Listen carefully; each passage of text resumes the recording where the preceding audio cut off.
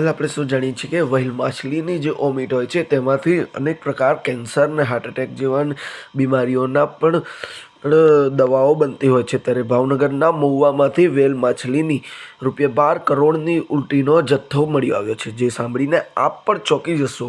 જી હા, આ ઘટના સત્ય છે। ગુજરાતમાંથી ફરી એકવાર વ્હેલ માછલીની ₹12 કરોડની ઉલટી ઝડપાઈ। ત્યારે વધુ માહિતીમાં વાત કરીએ તો આ ઉલટીથી સ્પર્મ વ્હેલ માછલીની ઉલટીને એમ્બરગ્રીસ નામના પદાર્થ તરીકે ઓળખવામાં આવે છે। ત્યારે પોલીસે 12 કિલો જેટલા એમ્બરગ્રીસ સાથે 2 શખ્સોની ધરપકડ કરીને તે લોકોની અટકાયત પણ કરવામાં આવી છે, જે ભાવનગર ફોરેસ્ટ ટીમ દ્વારા અને પોલીસ ક્રાઇમ બ્રાન્ચ દ્વારા ભાવનગર વાઇલ્ડ લાઇફની કામગીરી અને પેટ્રોલિંગ સામે આવી છે।